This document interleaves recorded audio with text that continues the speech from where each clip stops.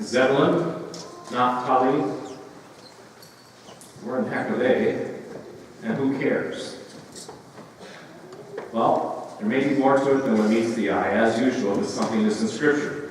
We might need to go all the way back to the beginning of our Bible, the book of Genesis, where Adam and Eve were created for our first parents, but they sinned. And after Adam and Eve sinned, sin just kind of snowballs. Cain kills Abel, and if you read the first 11 chapters of Genesis, it keeps getting worse and worse and worse until the people think that they can reach heaven on their own and build the Tower of Babel, and of course that fails, and everyone is dispersed and divided. So chapter 12 is the beginning of God, or the beginning of the process that God used to save us. So he made a covenant first with Abraham. And so that's long, long time ago. That's why we call he's the father of our faith. And then Abraham had a son Isaac, who continued. And Isaac had a son Jacob, who continued in that covenant. And Jacob had 12 sons. And those 12 sons, their families, moved to different parts of Palestine. Well, 2 of those sons were Zebulun and Naphtali. And guess where they settled? By the Sea of Galilee. And so the prophet Isaiah said a light is going to arise. And so we hear in the gospel then today that Jesus left Nazareth, where he grew up, and moved to Capernaum. Guess where Capernaum is? On the shore of the Sea of Galilee in the region of Zebulun and Naphtali. Now just a bit of an aside, so we kind of keep it real here. Jesus must have had enough money to buy a house or rent a house, because he moved to Capernaum. And so, as a carpenter, he must have had some money, because he's at least 30 years old now. And so he moves there and settles there, because Capernaum is really a kind of a thriving trade area, because the fishing industry in the Sea of Galilee was quite good. And so it wasn't just Jewish people that were there, even though it's Galilee, but also many Gentiles. So it was a good place for him to do his work. And so he is that light in the land that was overshadowed by death. He is that light that people see who are sitting in darkness. So the prophet Isaiah's prophecy is fulfilled in Jesus. So think about that. Genesis, Abraham, all the patriarchs, Isaac, Jacob, 12 sons, the 12 tribes of Israel. And now here comes Jesus, the fulfillment of all God's promises and God's plan. God has a plan. And it is fulfilled in Jesus, but it's not completed. Therefore, we can say, why are these readings important? Why is it important to even think about Zebulun and Naphtali, unheard of names? It's because God has a plan, and he has a plan for you and me as well. So it's always good to hear these stories in the Scriptures, to remember that we're part of that plan.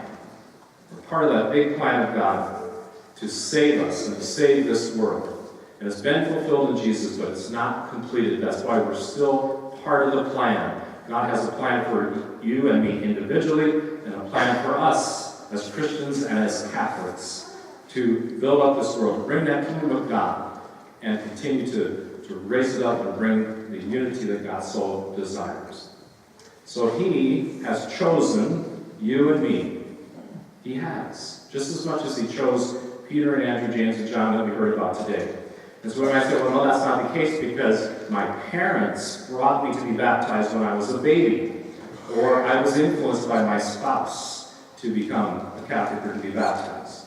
No, even if it was through your parents, your grandparents, the spouse, what have you, you were chosen as I was chosen by God. And sometimes we think, well, that's not the case because we often look at our spirituality as us trying to reach God and get into God and that kind of thing. We're encouraged to grow in our relationship with God. It's like we're going after him. But in fact, and that's part of the story, is God comes after us all the time. So in Jesus' time, a rabbi would never go after students. Students always went seeking a rabbi. So he's telling us what God is like. God is after us all the time. So if we were baptized as infants, it's when we come to the age of reason we begin that process of saying and recognizing that call, being chosen, and responding to it, saying yes or no. And sometimes we try to do a complete yes, but sometimes there's a bit of a no in us as well. That's always the case. It was the case with Peter and Andrew, James, and John as well. They left everything right away. They probably heard of Jesus before, that's why they were kind of ready. But that was a big decision. But they weren't perfect either, and I'm sure as they went and walked with Jesus, they had, they'd given everything, but they probably inside were stepping back from time to time. And especially we know when Jesus was crucified, they stepped back. So do we sometimes. Step back. So we are chosen. We are chosen like those four, as we heard today. We are all called to be fishers of men. We are not all apostles. They weren't all apostles in Jesus' day. They weren't all men. Many women were part of Jesus' followers. Many different kinds of people. They weren't all fishermen. And so just like us, all sorts of different kinds of people doing different kinds of things, but we're all chosen. We're all called to be fishers of other people, to bring them to know the Lord. We're all called. And so in this wonderful book that we gave you at Christmas, Resisting Happiness, kind of really helps us to understand that. Now, I would say, don't want to be mean, but if you haven't started reading it, you're resisting happiness. It is really a wonderful thing that God has intended for us to be happy. And toward the end of the book, Matthew Kelly says, we are made for mission. So that's to be these fishers of people. We are made for mission, not for ourselves, but to serve others and to bring others to God and make a better world. Now, after that, lost my page here, the next chapter is called When God Looks at a Resume. So the chapter right before that is, we are made for mission, and then it says, when God looks at a resume. So Matthew Kelly says, well, what is God looking for in our resume when he chooses us? And he says, just one thing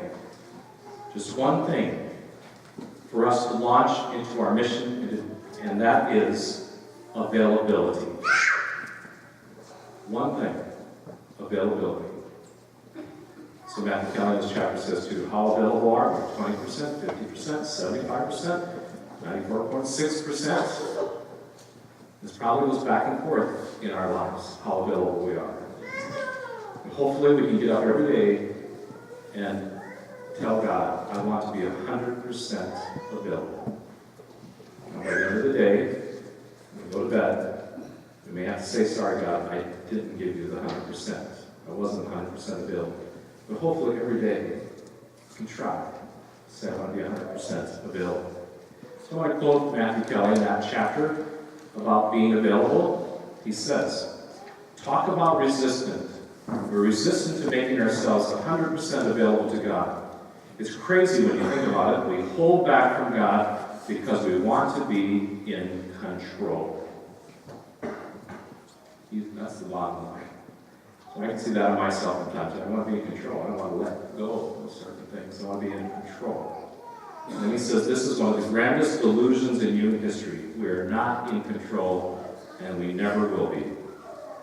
So I just want to end with a quote that he also has in this chapter from Ignatius of Loyola, the founder of the Jesuits. It's very down to earth, I think very understandable, and this is the point. Ignatius says, there are very few people who realize what God would make of them if they abandoned themselves entirely into his hands and let themselves be formed by his grace. A thick and shapeless tree trunk would never believe that it could become a statue, admired as a miracle of sculpture, and would never consent to submit itself to the chisel of the sculptor who, as St. Augustine says, sees by his genius what he can make of it. Many people who we see now scarcely live as Christians do not understand that they could become saints if they would let themselves be formed by the grace of God. If they did not ruin his plans, they're resisting the work which he wants to do. So that's why this book is so good, because there's so many influences inside of us and around us that resist our being 100% available.